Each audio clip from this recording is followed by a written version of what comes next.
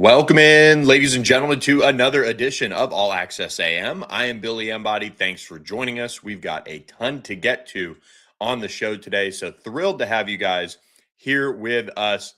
Just going to be one of those shows where we hit on what happened in the ACC tournament, what we got on this Wednesday, day 2 of the ACC tournament, but also coaching changes continue to come down the pipeline in the ACC. Of course, we talked on Monday about Georgia Tech and Boston College making their moves. One of the guys we didn't talk about, Adrian Autry at Syracuse. He is expected to be let go from the Orange.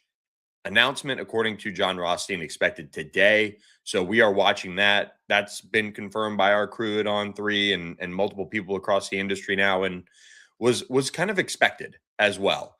And this is a job that is going to be one of the more interesting ones to watch in this coaching carousel cycle, where you have such a program of history and tradition and all of those things, but at the same time, now you have the realities of NIL, and I have some thoughts on that as well with what Red Autry had to say after SMU beat Syracuse in the first round of the ACC tournament, a big win for the Mustangs. We'll talk about the bubble as well, and how that went on day 1 of the ACC. As you know, 1 out of 3 took care of business in a sense for that. But we'll talk with Mike McAllister at 9:30.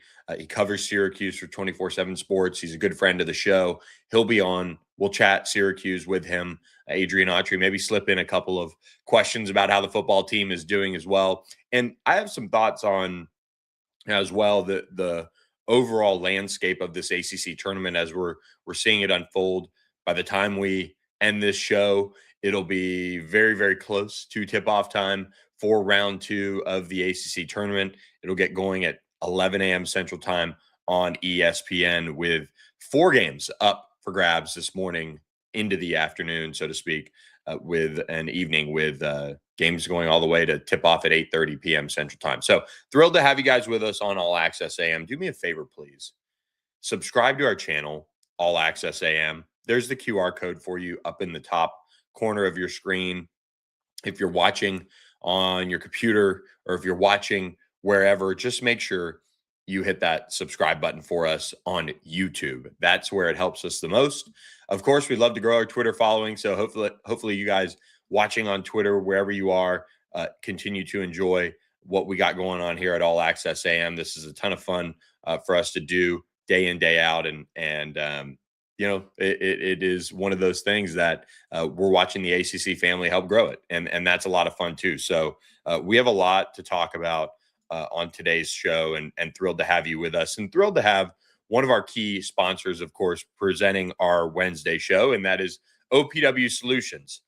Guess what, guys? After we got done with our show on Monday, I snuck out, did a little me day in a sense, or at least middle of the day, and played golf with our friend AJ Crow of OPW Solutions. And he's so excited about what he's got going on. And I was talking with him. I said, how's business going?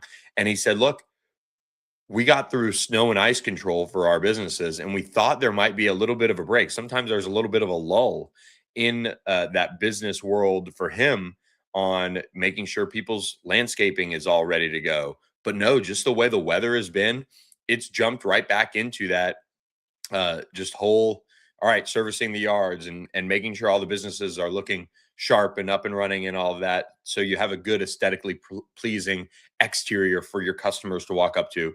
His crew has just gotten right back into it. And that is kind of rare, he said. Usually I kind of have a little bit of a breathing room before the spring is truly sprung. But in his area, North Texas, Oklahoma, Arkansas, exciting things happening. I know they're continuing to grow their team as well. So they've got commercial landscaping, power washing, snow and ice control, as well as that fence repair. That might be something to take a look at after, some of these winter storms have maybe rolled through your area. Make sure you do it with our friends at OPW Solutions. Go to opwsolutions.com or give them a call at 214-444-2305 today and tell them All Access AM sent you.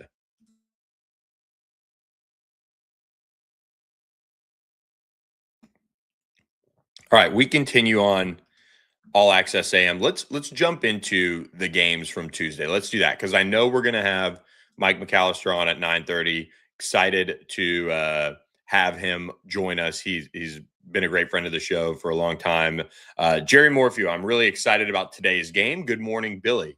And Jerry, SMU is one of those teams that has gotten over that hump of their skid for sure. A 4-game losing streak to end the regular season. Well, they get back on the right side of things with an 86-69 win over Syracuse Tuesday in the middle game of the ACC Tournament first round.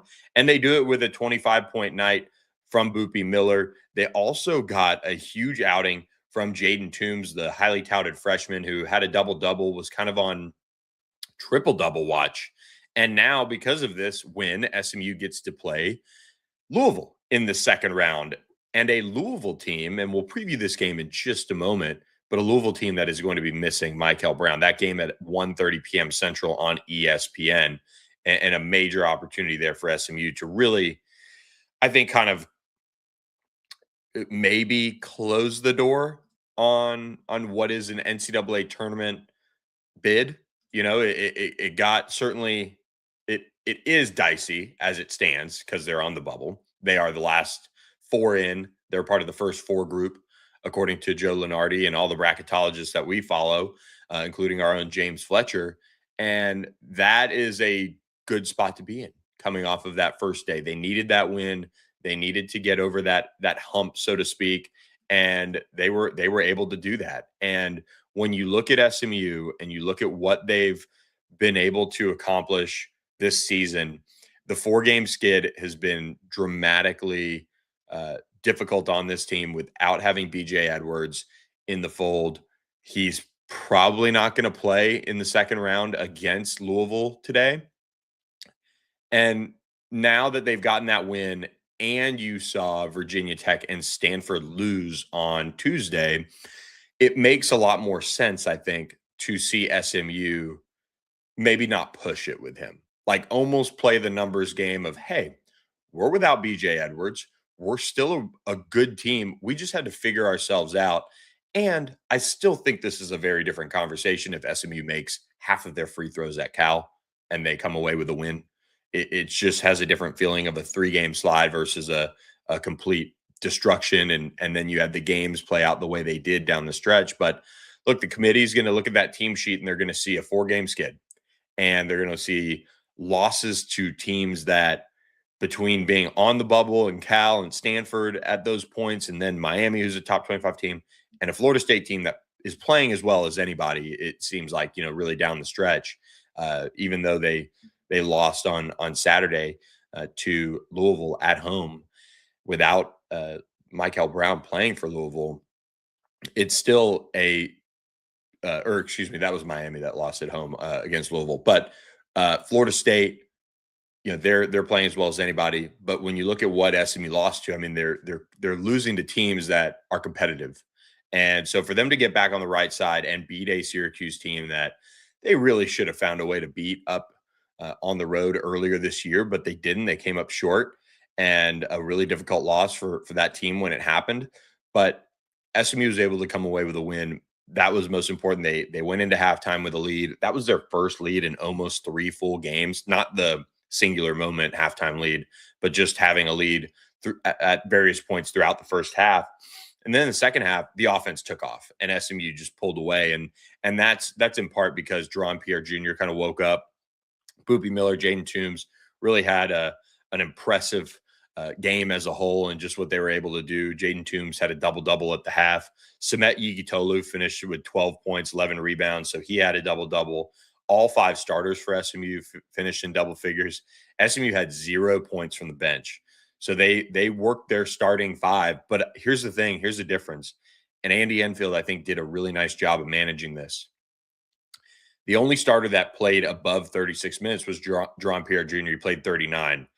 And I think that was interesting because at various points throughout this season watching SMU, Andy Enfield has sat Deron Pierre down, and when things aren't going well, when they're taking ill-advised shots or turning the ball over, which he did in the first half a couple times. And then you get some poor defensive play at times from this team as a whole. He didn't do that with Jean Pierre this game for whatever reason. And he just let him play his way through some of those things. And it took off in the second half for him. With Boopy Miller, he was able to get him out. He got him about 4 minutes of rest. He was able to, get Samet Yigitolu 5 minutes of rest. He got Jaden Toombs 7 minutes of rest. And I know those numbers seem small, and some of you who watch other teams that don't wear out their guys like that. SMU just doesn't have a bench that can bring anything to the table right now. They did get Sam Walters back, and that helped. He had 5 minutes on the night. He didn't take a shot. He didn't turn the ball over. He didn't do any of those things that sometimes will negatively impact a game in such a way where, that's a wasted possession or this or that. They were able to almost hide him a little bit. And Jermaine O'Neal Jr. came off the bench. He didn't have any points. He was 0 for 2 from the field, but he had a couple steals.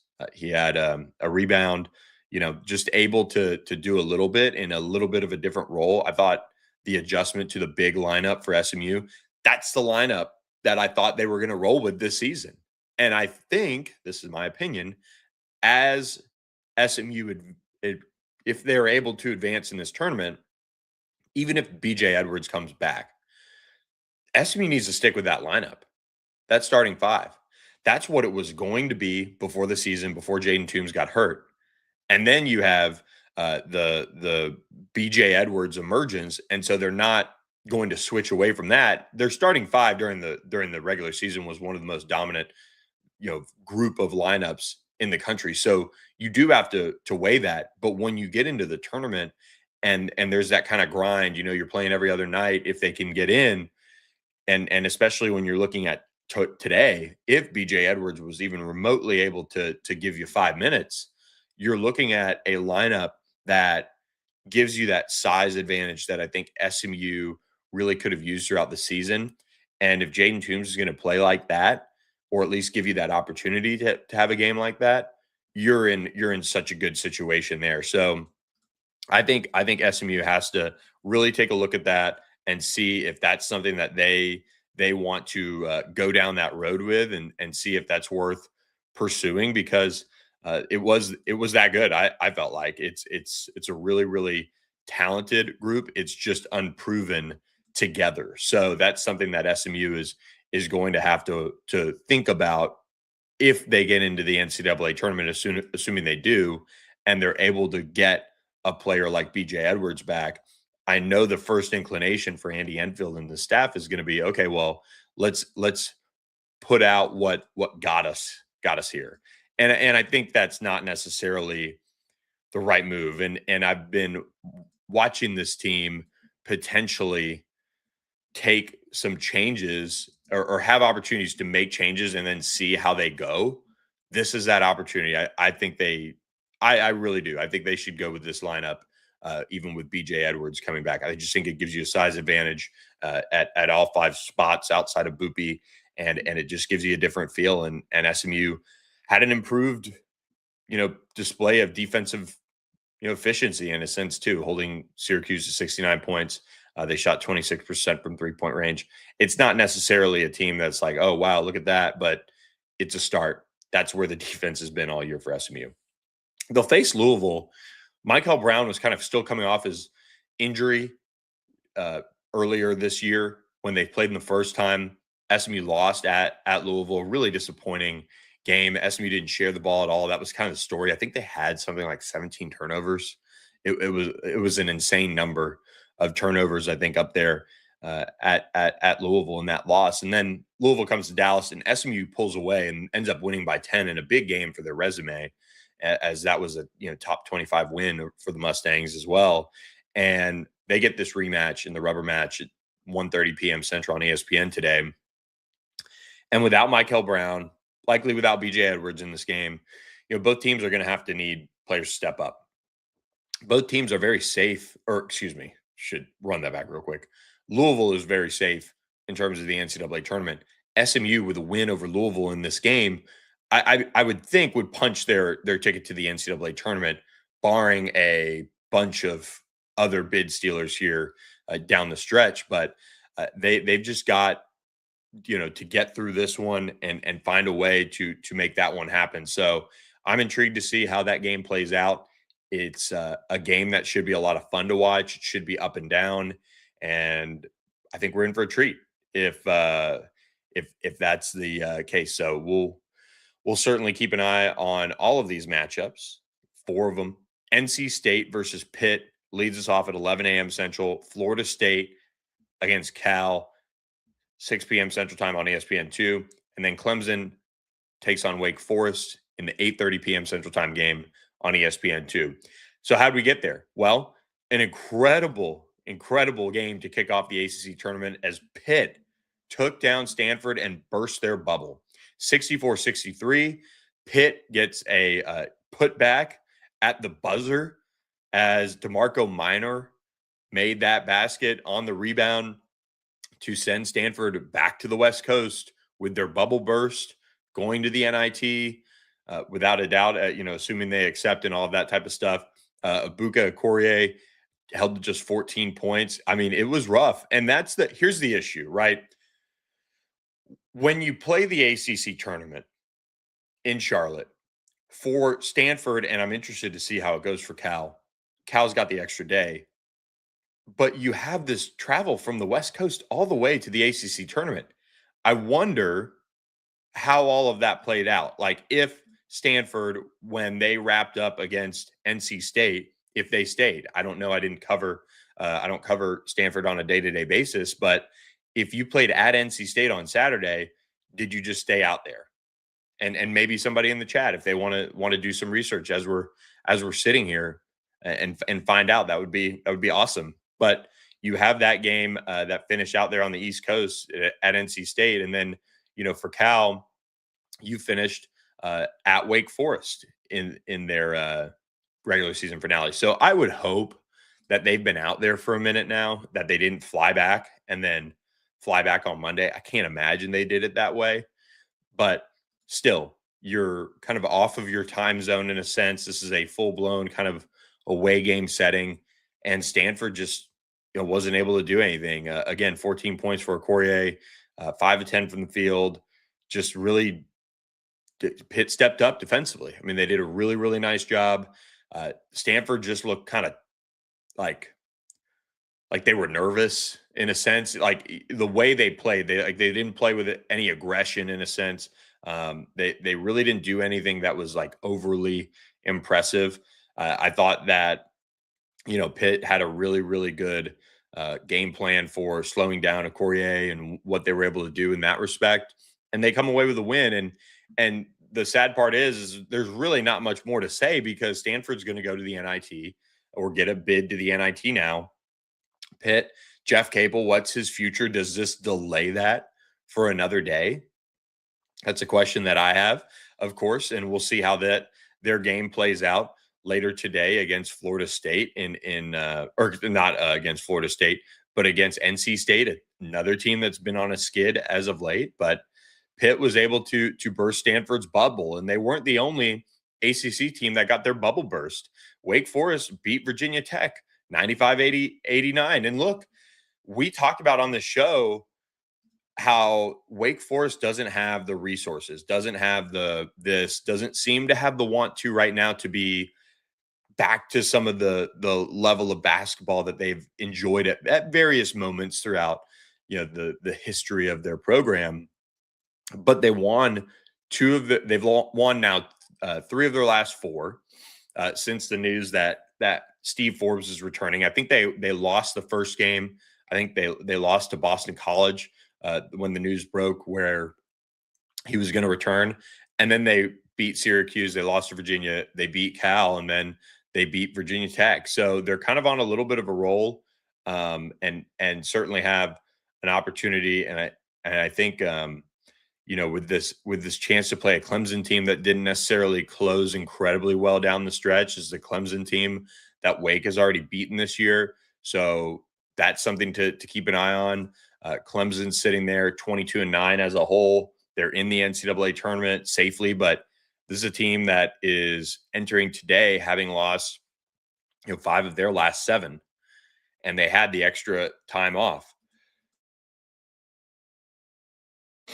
Sorry, I had a sneeze. And so when you look at this Wake Forest Clemson game, I mean, this is going to be, I think this could be a fun game this afternoon, but, or evening, but to go to how Wake was able to get this done, Juke Harris just had 10, but they had, count them up, 7 different players in double figures, incredibly balanced effort. They shot 51% from the field. They shot okay from three, 36%.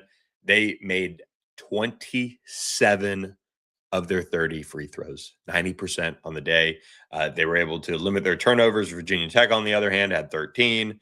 They just shot just 41% from the field, and not enough free throw making in a sense at 23 of 27. But what a ref fest this ended up being.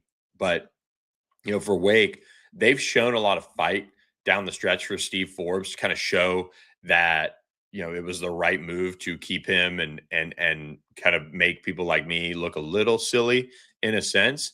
But still, they have a chance now where they can make a little bit of noise here, maybe not ruin some seasons, because you've got a chance to put together a like, if you play Clemson, you're beating a team that's in the NCAA tournament. You're not going to ruin their season in a sense. You'll ruin their chances of winning an ACC tournament championship, but they're already in the tournament. But Wake has a little bit of something to them. So I'm really intrigued to see how they play against a team like Clemson that they've beaten already this season. They're going to play them on a neutral site, and we'll see how it goes. But man, this game was a lot of fun.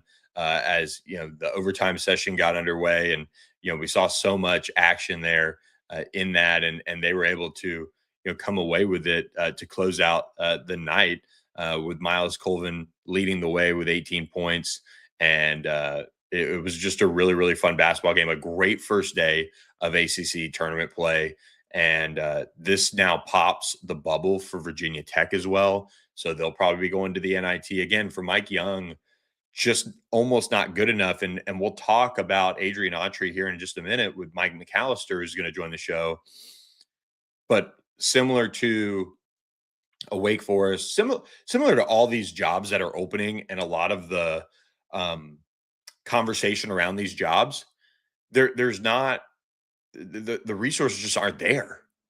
And they can't be serious, or as serious as they want to be, about basketball right now because of NIL, because of what the funding is needed to do it at a high level. So there are some ACC teams that we saw the wake up with an NC State, hiring a Will Wade, a UNC doubling down on Hubert Davis roster building efforts and doing all of those things. We need some ACC teams here to say we want to get serious about basketball again. How do we do that? How do we get above the cap money? How do we build that roster value? Those are all things I'm infatuated as watching this business unfold.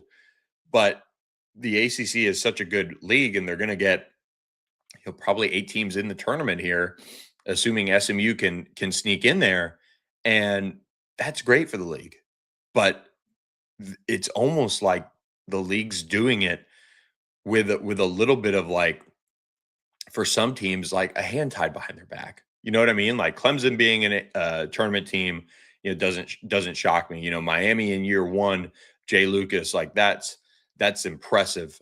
We know that they have money. The teams at the top of this league are putting together rosters with money. And for this ACC, off season, I think that's going to be one of the conversations around the portal is how do teams, create that extra value for their roster building efforts. And one team that's going to be doing that is Syracuse, and they're going to have to find a way. And we'll get to Mike McAllister in just a second as he's going to join the show. But first, got to remind you guys about our friends at the La La Land Foundation, and they are a huge partner for us. We're so excited to do a lot of things this year with them. Some announcements coming down the pipeline with them. But as young adults transform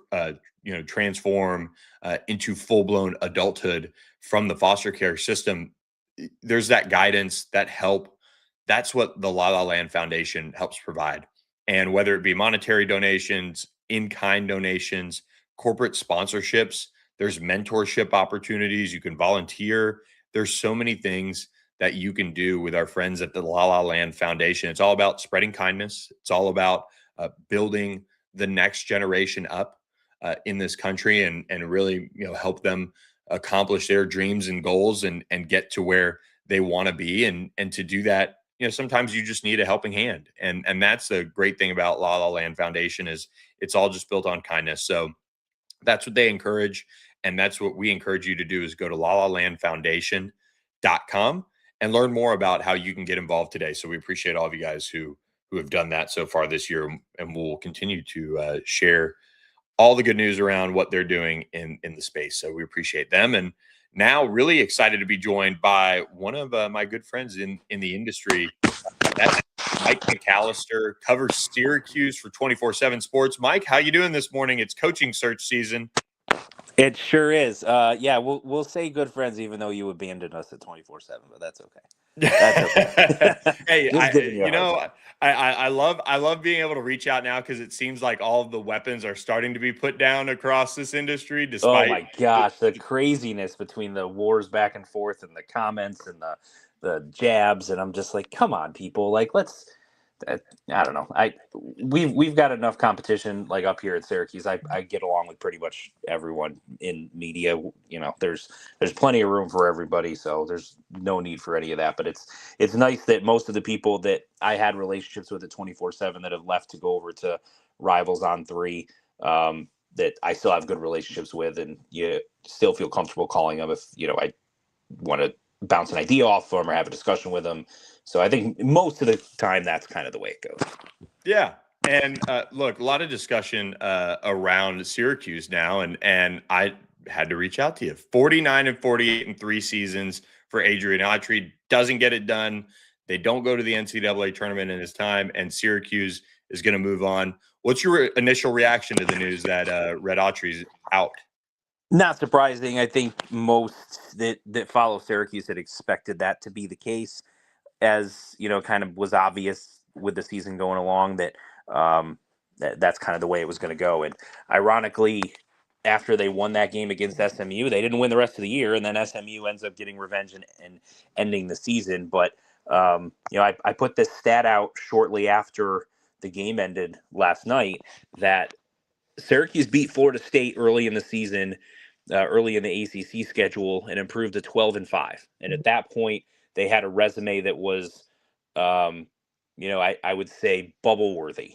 And they had the win over Tennessee, played Houston really tough without Donnie Freeman, who's considered their best player. But since that point, they went 3-12 in the last 15 games. And when you're at a place like Syracuse with the tradition you have and everything else, you mentioned that they didn't go to the tournament during his 3 years. They haven't been to the tournament since 2021. So it's been 5 years since they've been to March Madness. And when you put all of that together, it just wasn't enough. Fans were upset. Attendance was way down. You have to figure if he were to come back, that the NIL money wouldn't be there. So it's just a tough situation. He's a great guy by all accounts. I thought very highly of him as a person as well. I've always enjoyed my discussions with him.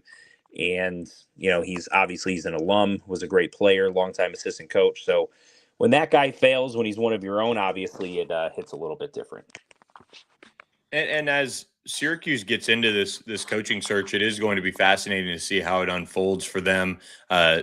Any hot names that are jumping out right at you? I know there's another former Syracuse team member that is getting all the kind of hype right now. Yeah, Jerry McNamara at Siena is certainly going to be on the names to watch, and I think he's going to have multiple power conference opportunities for the job that he's done there, turning around a team that won 4 games the year before he got there. They win 14 in year 1. Year 2, they win the conference tournament and make the NCAA tournament. It's been quite a 2 years in terms of what he's been able to do there, but he's one of the names. I think some others that you'll hear are Brian Hodgson from South Florida, the South Florida head coach. He's done a really good job down there after doing a nice job at Arkansas State. Is formerly Nate Oates' top recruiting assistant at Alabama and at Buffalo. He was born in Olean, New York, so just a few hours from Syracuse. And the story goes that he did grow up a Syracuse fan. So if assuming all that is true, then you've got someone who understands what Syracuse basketball is supposed to be, and is not too far from where Syracuse is located in terms of family and friends and all that. I think Tony Skinn is an interesting name from George Mason. And Gerard Calhoun from Utah State is kind of an interesting one. He's kind of a little bit more of an outside the box guy. Joe Gallo from Merrimack, the team that lost to Jerry McNamara in the MAAC Conference Championship game. He's an interesting one. He's been at Merrimack for a while, but is considered a good head coach and still only 46 years old. So it could be interesting if he was looking to move up. And then just a couple of assistants at UConn. Luke Murray, who's the son of comedian and actor Bill Murray, is UConn's offensive coordinator and has been the offensive coordinator since, including during the 2 back-to-back national championship years. And then the associate head coach at UConn, Kamani Young. He's 52. He's been an assistant for 15, 16 years, something like that. At various spots, but has been attached to has been with Dan Hurley for quite a while. You wonder if he's going to be looking to be a head coach in his own right, and if now could be a potential time to explore that option. And is there a sense around the athletic department? I mean, how the AD search is going, and what that all is looking like and playing a factor into this one? The NIL situation Or the AD? Oh, the AD situation. Yeah. So with the AD situation, my understanding is that the call to move on from Autry was John Wildak's decision. I think they're close to making an announcement for who the new AD is going to be, and I think that new person will be the person that's leading the committee to make the decision on who the new head coach is going to be. That's my understanding of how that's going to play out. But certainly when you have, they've had a change in the chancellor, the current AD announces retirement effective July 1st. And so they currently have a committee together trying to find who the new AD is going to be. So when you have all of that as the backdrop, of course, that complicates, this entire process.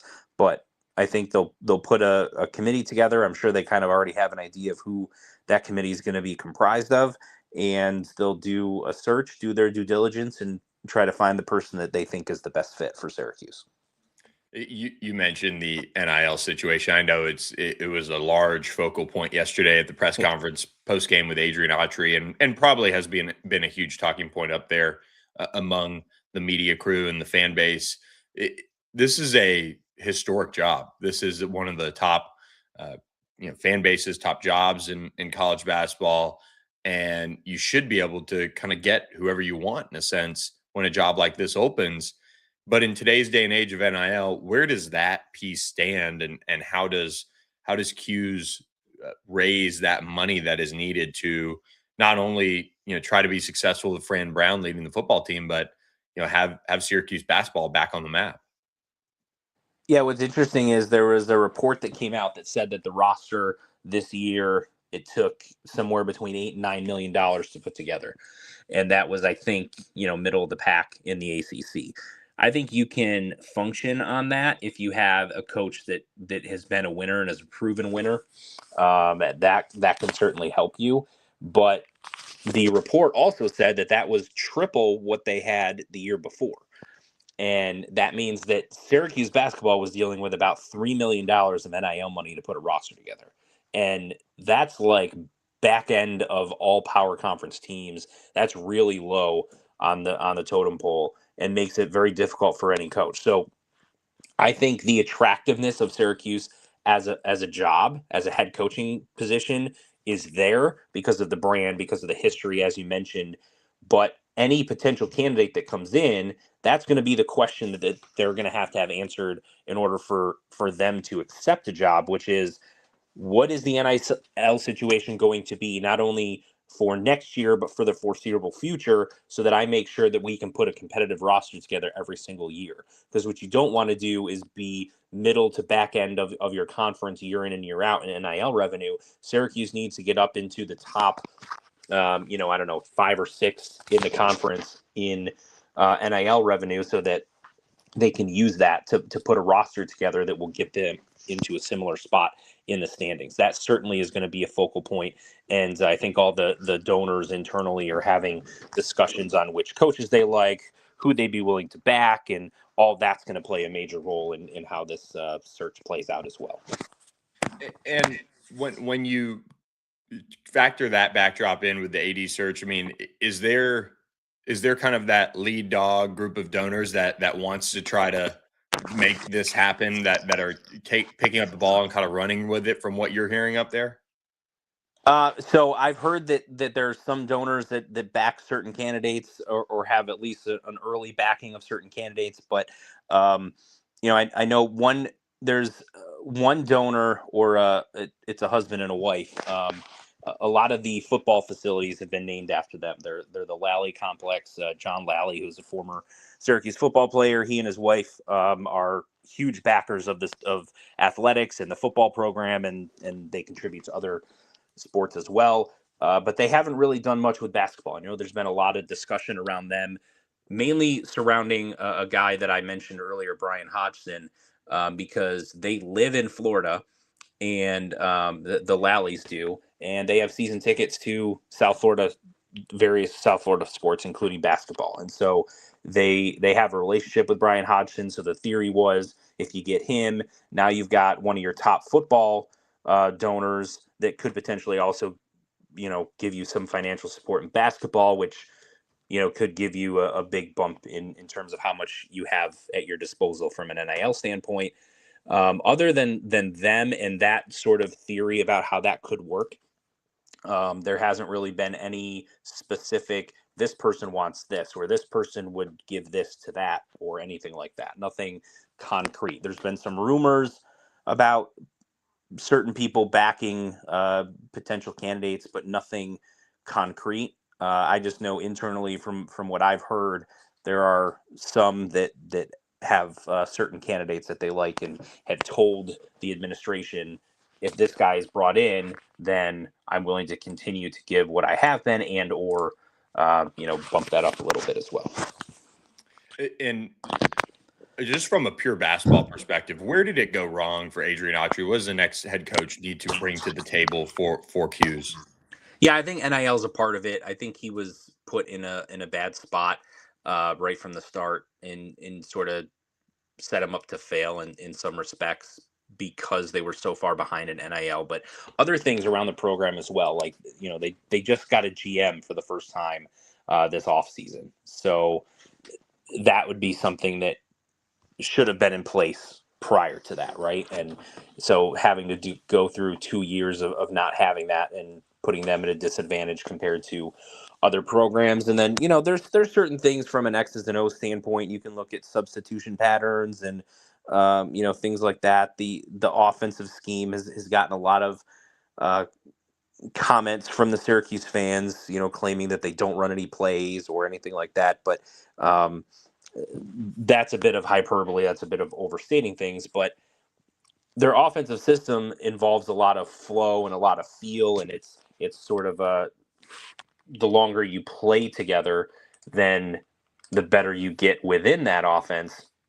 And given the nature of modern college basketball, with so much roster turnover, so much more roster turnover than it used to be 10, 20, 30 years ago, it's a lot more difficult to run an offense that's based off of that, because you no longer have the players that sit for a couple of years and are going through all this stuff in practice and developing and etc. You no longer have players that play together for 2, 3, 4 years.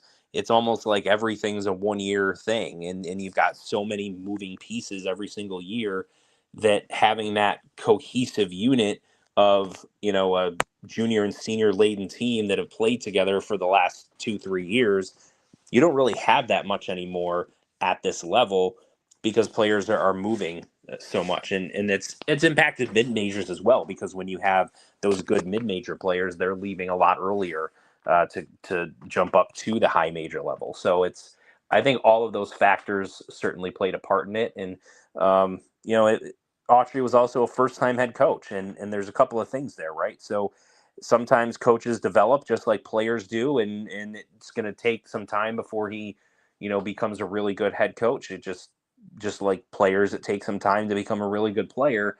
There's also the possibility that some people just aren't head coaches, right? We see this in every sport. Vic Fangio for my Philadelphia Eagles is an excellent defensive coordinator, was not a great head coach. And so that's just how some people are. They're great in those roles. And maybe that's what it is for Red. We'll see. I hope he gets another head coaching opportunity because, like I said, he's a great guy at some point. But he'll land on his feet somewhere. He's a great recruiter, very highly respected in terms of, what type of person he is. So I think he'll be okay. But ultimately, all of those factors are where it went wrong. A couple more for you, and I want to switch gears and we'll get you out of here because I know you're busy, but I'd be remiss if I didn't ask about Fran Brown and how Syracuse is doing heading into spring ball in the near future with, I was super high on what Syracuse was doing. Steve Angeli gets hurt, the season falls apart, and they make a bunch of changes. It seems like on the coaching staff, there's, all of this and that going on. I thought it was a little kind of like quick trigger to do that with losing like a franchise quarterback and the level he was playing. But nonetheless, just how is the Fran Brown era going from your vantage point, and is Steve Angeli on track to be back? I think the plan is for Steve Angeli to be back. I haven't heard anything that said that there's been any type of setback for him, but it just kind of overall, as far as how things are with Fran Brown, I still think that he's got the support of the fan base, he's got the support of the donors, and all of that. But even though they made a lot of changes, most of them were on the defensive side of the ball, and even in year one, when they were good and they won 10 games, and we all know the Kyle McCord story and all that, the defense still had a lot of issues. And so I think this was more so of taking a look and saying, we're 2 years in, the defense isn't performing the way we want. We just had a really poor season. This is a good opportunity for me to sort of, make those changes now and try to get us back on track. So instead of having, a first-time defensive coordinator that was a buddy of his, he's bringing in someone who has been a defensive coordinator for several years and a successful one at Toledo. And then, they changed up a lot of their assistants as well that they think pretty highly of. And I think there's been a little bit of a shift from let's get the best recruiters in here that we can to, yeah, we still want guys to be good at recruiting, but putting more of an emphasis on X's and O's, player development, on the field, schematically, things of that nature. So I think there's still some excitement about what they could be next year. The schedule is not quite as daunting with having, 4 or 5 college football playoff teams on your schedule, most of which were on the road. It's nice to not have that on your schedule, but they do still have Notre Dame coming to the Dome. I think fans are excited that if Angeli is back and healthy and playing like he did last year, that they'll have an opportunity to have a good bounce back year. And last one, just the biggest things that you're watching in spring storylines wise for Syracuse. I want to see what the other quarterbacks look like. There's Yeah. been a lot of turnover in that room, and so we know that when you come back from an Achilles injury, you just never know how things are going to go, right? Because you could come back and be theoretically good to go physically, but it still takes time from a mental standpoint and everything else to really get back to 100%. And so if he's not ready to go and or has a re-injury, I want to see that they've got much better options behind him than what they did this past year. I know they thought that Ricky Collins was someone that could come in and play. That proved to not be the case. And then from there, it was sort of throwing darts at a dartboard and hoping something sticks, and it just never did. So they brought in a couple of guys from the transfer portal. They got a freshman that's coming in as well. They still have a couple of guys from last year back. I think they're hoping, that they've got a much deeper quarterback room. So I want to see how that plays out. And then I'm curious what the offensive line looks like. They got a new offensive line coach, Juan Castillo, who has a ton of experience at the NFL and collegiate level. Curious what he does with that offensive line group, and if there's any change in terms of who we kind of expect to be the starters, and who he's looking at. And then I want to see how things work out defensively with a new scheme and a new coordinator, new position coaches all over the place. They brought in a lot of reinforcements, especially in the front seven. I want to see how all that looks, and how guys look like they're adapting to a new defensive system. Mike McAllister, you are the man covering it all, and we appreciate you doing this on such short notice, and we'll have you back on. I want to hear more about spring ball and how this coaching search goes. All right, Billy, I appreciate it. Be well. Yeah, you too. There he goes, Mike McAllister, joining us on All Access AM. Really appreciate his time during a coaching search. And as somebody who just did this, it seems like yesterday now, but it's been 2 full regular seasons. Those early days of the coaching search are your time is limited. Your needs to go and do all sorts of things and chase rumors. And I couldn't imagine doing it without an athletic director at the helm either. So a lot of changes there for Mike and the crew up at Syracuse, but he does a fantastic job, and appreciate his time on All Access AM. Appreciate all of you guys for following us along on here. Please make sure you guys subscribe to the channel. It helps us grow. It helps us when we reach out to guests and say, hey, would you like to come on? And, maybe it's a new guest. Maybe it's somebody that we want to have on from a school, and they look at the channel and they're seeing it grow and they're saying, okay, sure, I'll jump on with you. Let's do it. So those are all the things that help us grow. And we appreciate you guys for, helping support the channel that way. So please subscribe to All Access AM YouTube. Here's where I want to go with the final moments of the show. And we'll be back on Thursday, 8 to 9 a.m. Central Time, 9 to 10 Eastern.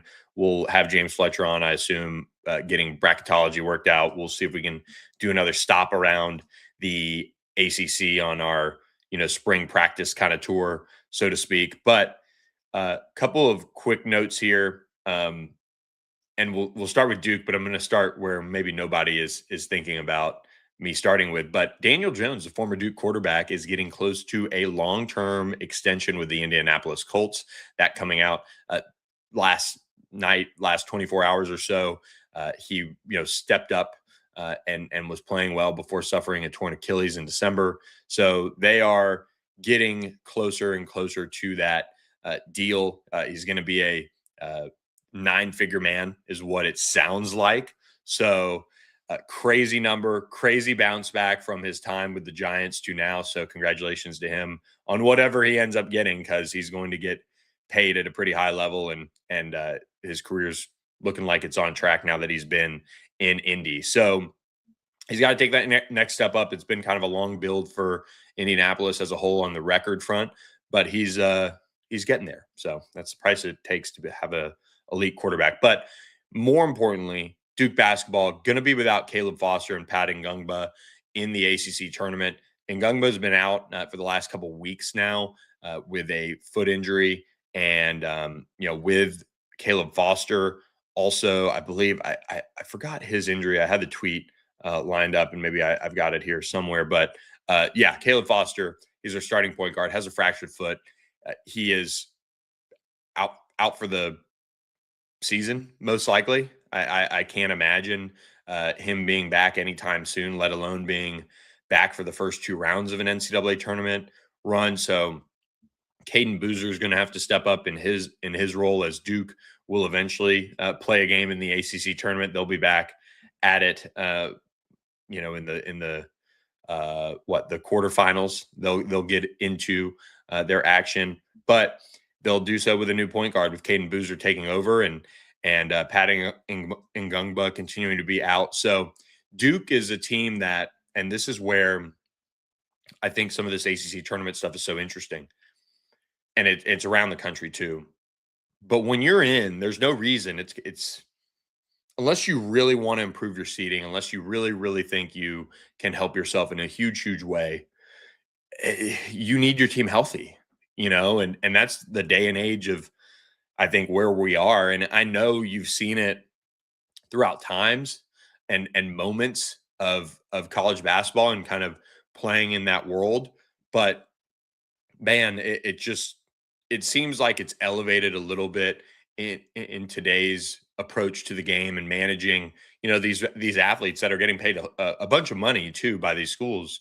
And Caleb Foster fractured foot. I mean, that's different. But when you look at a Michael Brown and you look at some of the other guys that have been held out, it isn't necessarily surprising with where some of their teams are, but others, they can really help themselves in seeding, or they're okay with just going to the NCAA tournament.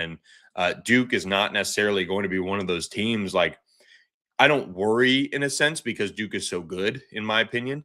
But you've got a team that has their ticket punched as a 1 seed somewhere, and really number 1 overall seed, great, cool, whatever. But being a 1 seed in general, like, you're in a great spot. So you don't really have to push it on these guys. You need to hope that you can get them healthy as soon as possible and get them back to your team. But there's not that need to push it and make it over the top. Same with Louisville, Michael Brown. They need Michael Brown in the tournament.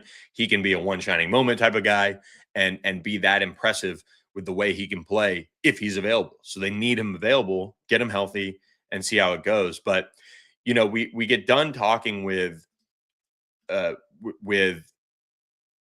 Mike McAllister covering Syracuse, and came across my timeline. Caden and Cam Boozer signing NIL deals with Samsung. Congratulations to them. Obviously, Cam Boozer is a player of the year, probably the player of the year in the country. And this day and age of college sports, and I use that term a lot, so I apologize for beating it over the head, day and age, but NIL and the space that college basketball and college football are in, it's still pretty astounding in a sense. Like, you look at the way rosters are built, and I think as we get closer and closer to the portal in basketball, and it's always good, and we'll always talk about it and bring it back around when it comes to football. But there was a good story up on On3. Andy Staples talked with Parker Livingstone, who I covered in high school. He's out of Lucas Lovejoy. He signs with Texas. He's, grew up a Texas fan. But he, over the offseason, switched up, so to speak, and went to Oklahoma. And this is a guy that was roommates with Arch Manning. And the reason why is because he has an agent, and the agent let him know what the market was for receivers, and Texas wasn't going to play in that space. Texas goes out and grabs Cam Coleman. We know that Cam Coleman was going to absolutely jump a Parker Livingstone in that offense. And so your agent can then advise you and make sure you're informed. And then he enters the portal and he makes a move to Oklahoma. And here's a quote from the agent, Ron Slavin. I think Ron. Yeah, Ron Slavin. And he said, it was evident they didn't value Parker the way other schools did, and it was time to start looking around.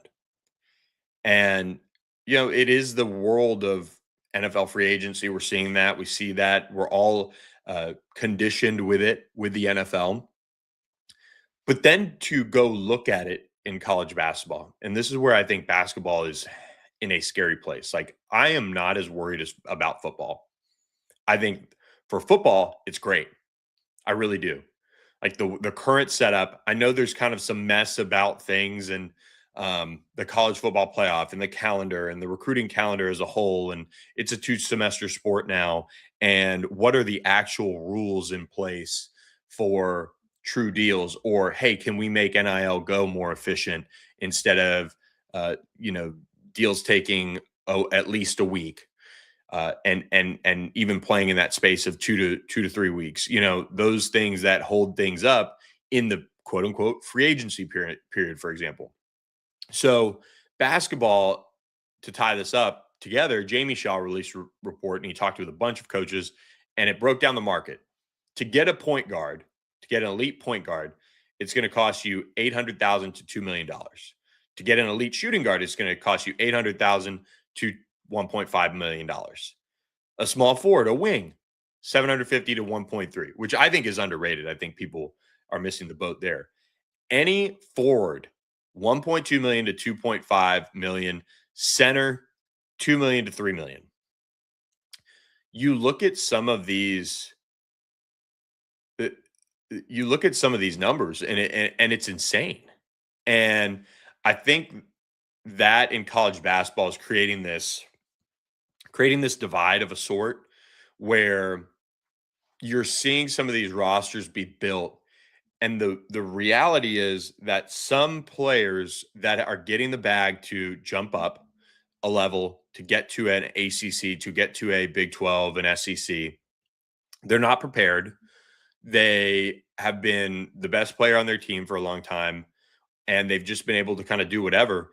And then on top of that, they're getting just given a bag of money basically, and you're having to figure out this major change in your life. And in a lot of times, you're doing it with 1 year in one place, and you've got eyes on the NBA, and you've got eyes on your next level dreams, and all of those things. And I think for college basketball, they really almost need that type of a guardrail scenario a little bit more because look, guys, add up the math here. When you look relative to the roster size and relative to what most schools, not the Big East, are doing in revenue sharing for college football versus college basketball, I mean, the number is crazy. Like the relative roster size that you're building, and particularly if you're kind of focusing on 10 of the 15 roster spots as money type of positions, you're in a space right now that is creating millionaires across your roster. Whereas football, you're kind of, let's say the quarterback's going to make a pile of money, at a Power Four school. You're at least getting paid $1 million, and then you've got a couple of key players on your team making $1 million, and you, for the most part, then have to go out and stretch that from revenue sharing to NIL to above the cap NIL and legitimate deals, like we talked about with Cam Boozer and Caden Boozer signing with Samsung. That's what NIL was for. You got somebody who's famous, somebody who's going to be going to the NBA as a potential #1 draft pick, definitely first rounder, of course. And they're already famous by being Carlos Boozer's kids. Those things make sense. The amount of money they're being thrown around for a starting five. I mean, again, we talked with Mike McAllister. He said about $9 million. It's kind of middle of the pack. I would kind of agree. I think it's a little bit of a, I would say, a crowded middle of the pack in the ACC. Like you're kind of splitting hairs. Like if you're spending 8.75 up to 9.25, like there's probably a bunch of teams in that world. And so you're building out these rosters that, your entire starting five is like million dollar type players. And then you got to build out your bench. And then all of a sudden you're up into that $9-10 million range. And you're seeing teams that are just average. And you're not getting your bang for your buck in a sense. Basketball has to find a way to figure that out a little bit more. And coaches have to be a little bit smarter. Like when you go out and you really want a center or you really want a power forward, guess what? You can go out there and grab multiple players at a better number and have more depth and have a better team. That's still a thing in college basketball's teams, but you can't miss on point guard. Point guard is where you can make the biggest impact. You can have a guy that you can lean on for 7 minutes a night, and you're going to get what you paid for. And that's where teams can make a big difference. It's all in the roster building mindset, but it's all in a world where these agents are continuing to advise these players on what to do. And I think for some players, it's going to be about money. For some players, they're going to feel disrespected by the amount of money they get offered by whatever team they're on. But I would also argue and encourage, and in football, it's a little easier. Hey, you can go make a decent amount of money and you can play for the school you want to. Basketball, sometimes it's such life-changing money that you just can't say no. And it just almost seems like there needs to be some sort of finer line with that when it comes to hoops. So as always, we'll continue to keep a close eye on it all across the ever-evolving landscape of college athletics, and we'll be keeping a close eye on the ACC tournament. 4 games today. We'll be here 8 to 9 a.m. Central on Thursday to react to it all as the ACC tournament continues to unfold. So we appreciate all of you guys for watching on All Access AM. Please hit that subscribe button and support our sponsors. And thank you to Mike McAllister for joining us on the show today. I'm Billy Embody. We'll catch you next time on another edition of All Access AM.